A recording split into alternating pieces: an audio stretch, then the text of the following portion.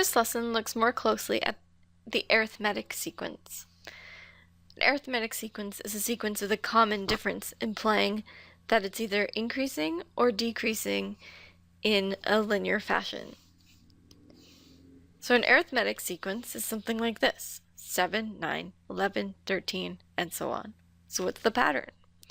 Well, it starts at 7, and then it increases by 2, and then it increases by 2, and then it increases by 2. And you can see that this is going to continue forever and ever. However, how do we describe the nth term, the 100th term, the 80th term? Well, we need to look at a pattern based on the input in terms of the number of the term and the output, which is the value of the term. So n is 1 gives us 7. So A1 is 7. Term 1 is 7. A2 is term 2. Now, how is that related to the first term? Well, it's related by saying 7 plus 2. Term 3 is related by saying, well, it's 7 plus 2 plus another 2. And term 4 is 7 plus 2 plus 2 plus another 2. And you can see that to get to term 4, we added 3 2's. To get to term 3, we added 2 2's.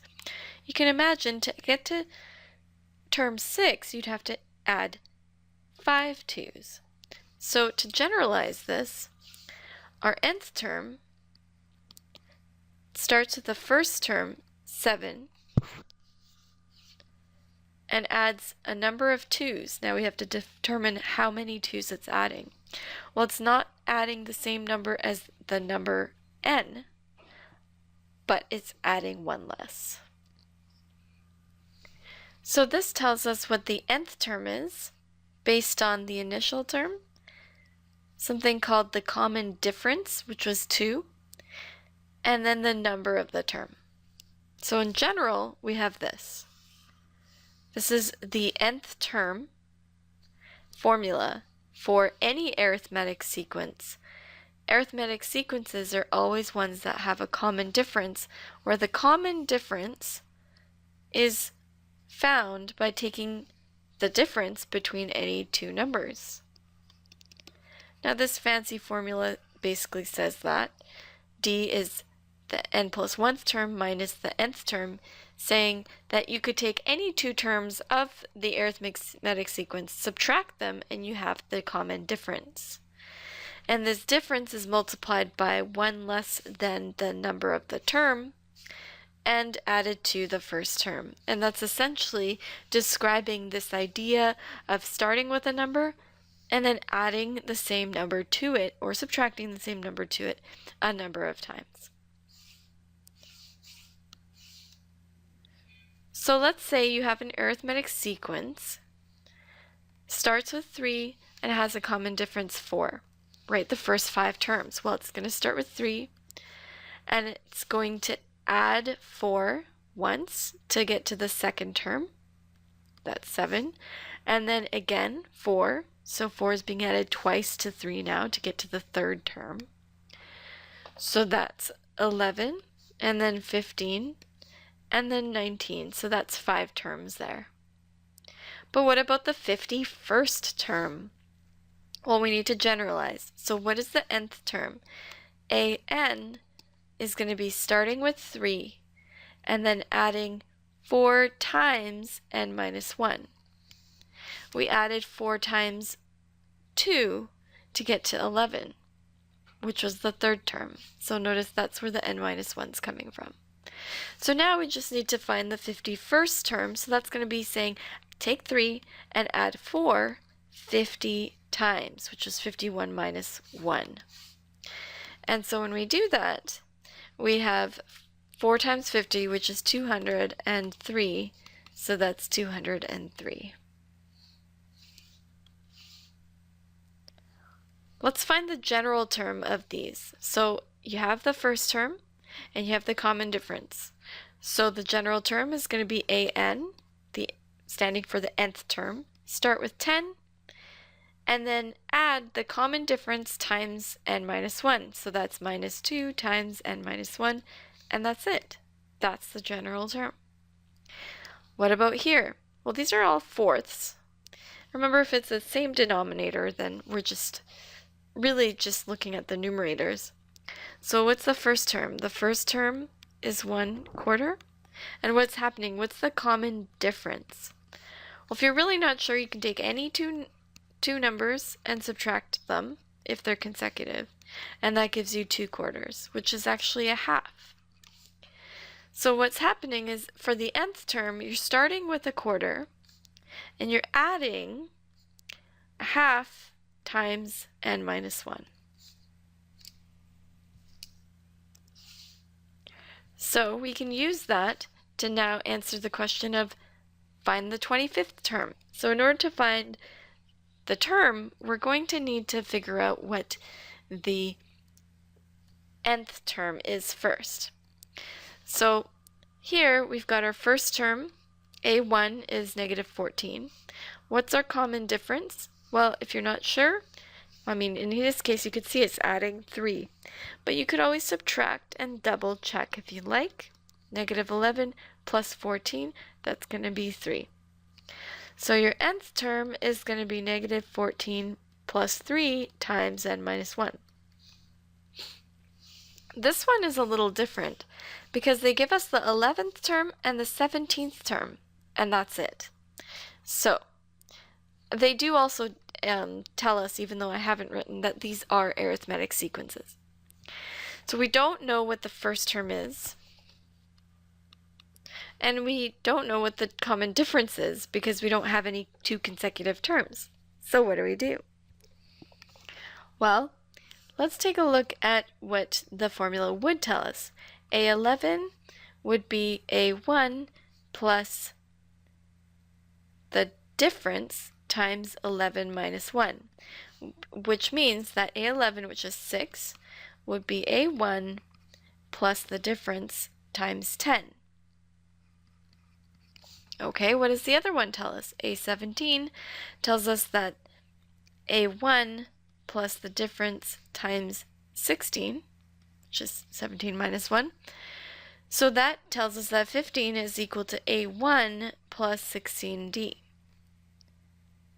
Now, we could solve this as an equation of two variables, and that would mean that 6 minus 10D is our A1.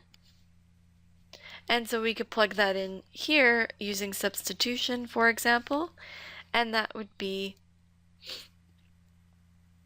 6 minus 10D plus 16D, which would be 15 take away 6 will be 9, equals 16 take away 10 will be 60.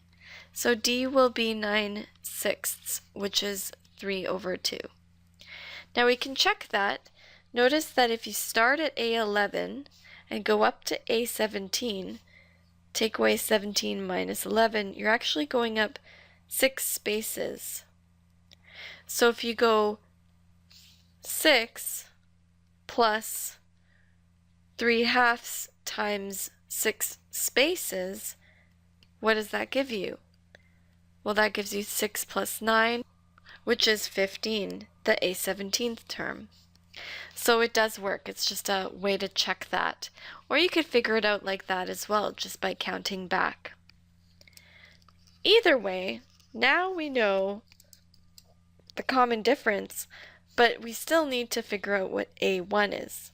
Well, A1 is going to be 6 minus 10 times the common difference. So let's figure out what that is. So that's 5, so that's 6 minus 15. So A1 is -9. And now we can say that AN is -9 plus 3/2 times n minus 1. Great. So we found the nth term formulas, but we've lost sight of the fact that we need to find the 25th term.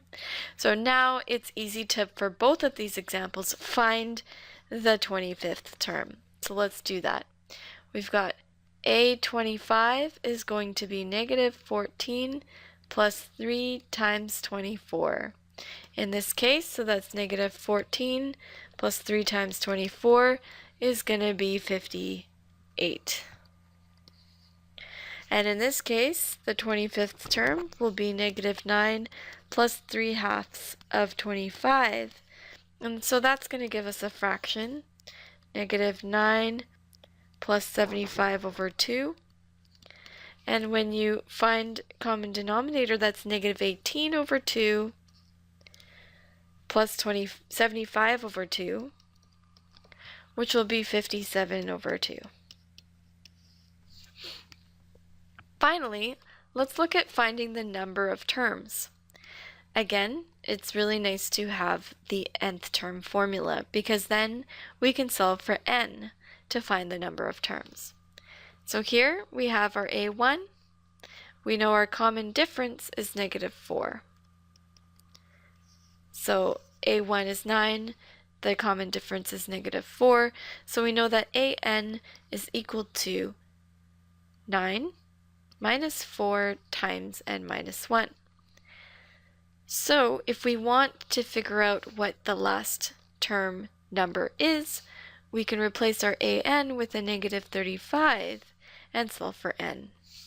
So you have negative 35 equals 9 minus 4n plus 4, and solve that for n. So that's negative 48 is equal to negative 4n, and divide it by negative 4, and you're left with 12. So this is the 12th term. Similarly, you can do the same for the next one. So if we know a1 is 3/5, which is actually 6/10, and we need that to find the common difference.